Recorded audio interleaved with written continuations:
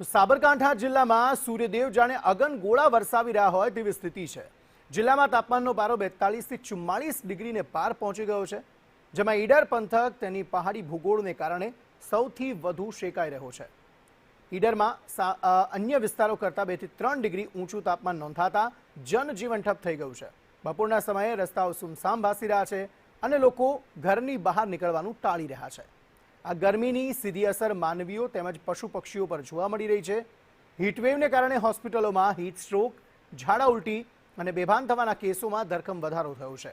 બીજી તરફ અબોલ પશુ પક્ષીઓ પણ પાણી માટે વલખા મારી રહ્યા છે। પણ સાબરકાંઠા જિલ્લામાં પણ ગરમીનું પ્રમાણ પુષ્કળ છે। સાબરકાંઠા જિલ્લામાં આવેલું ઈડર શહેર જે અરવલ્લીની ગિરિમાળાઓ ચારે તરફથી ઘેરાયેલું છે, એટલે રૂટીન ઉત્તર ગુજરાતમાં સાબરકાંઠામાં સૌથી વધારે ગરમી ઈડર શહેરમાં પડે છે।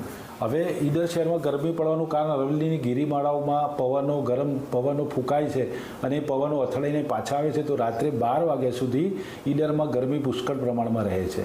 હવે આ ગરમી જ્યારે બહુ વધે એટલે હીટ સ્ટ્રોક થવાની સંભાવના રહે। હીટ સ્ટ્રોકના કારણે ચક્કર આવવા, બેભાન થવું, ઉલટી થવી, શરીર સુકાઈ જવું અને કોઈક વાર બેભાન થઈ જવું એવા ચિહ્નો જોઈએ। લગભગ છેલ્લા 15 થી 20 દિવસમાં લગભગ 20 થી 25 કેસો નોંધાયેલ છે, જેમાં ઝાડા ઉલટી, હીટ સ્ટ્રોક વગેરે જેવા દર્દીઓ અત્રેની ઇમરજન્સી વિભાગમાં દાખલ કરવામાં આવે છે।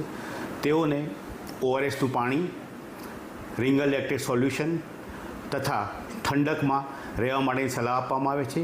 વધુમાં ઈડર શહેર જે આજુબાજુ પર્વતોથી ઘેરાયેલ છે, જેમાં છેલ્લા અમુક દિવસોમાં તાપમાનમાં વધારો જોવા મળે છે, જેમાં ગુજરાતમાં ઈડર તાપમાનમાં દિવસે ગરમીનો પારો વધતો જોવા મળ્યો છે। ઉત્તર ગુજરાત સહિત આજુબાજુ વિસ્તારોમાં ગરમીનો વધારો થયો છે, તેમજ સાબરકાંઠામાં પણ ગરમીનો પારો વધતા સમગ્ર હાઈવે રોડ રસ્તા સુનસામ બન્યા છે, બજારો સુનસામ બન્યા છે। લોકો નીકળતા હોય ત્યારે પ્રિકોશન રાખી રહ્યા છે। સૌથી મોખરે જે ગણાતું હોય, જે ગરમીનો પારો વધુ ઉચકાતો હોય છે, તે સૌથી મોટું સ્થાન છે ઈડર। ઈડરનું જે ગણાય કે ઈડરમાં 2 થી 3 ડિગ્રી વધારે જોવા મળે છે। તેનું કારણ છે કે આજુબાજુ સરાઉન્ડિંગ અડધો જે રાઉન્ડ પહાડ આવેલા છે, પહાડમાં જે ગરમીનો જે હવા છે તે અથડાઈને ફરીથી ગરમ હવા આવતી હોય, તેના કારણે લોકોને હાલાકી ભોગવવાનો વારો આવ્યો છે। જોકે પતરા શેડમાં રહેતા તે લોકોને અને પશુ પક્ષીઓ સહિત ક્યાંક ને ક્યાંક પાણીની શોધમાં જતા હોય છે।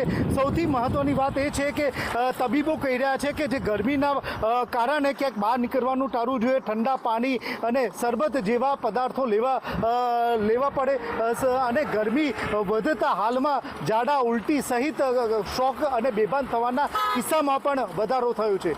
હિતેશ રાવલ, સંદેશ ન્યૂઝ, ઈડર।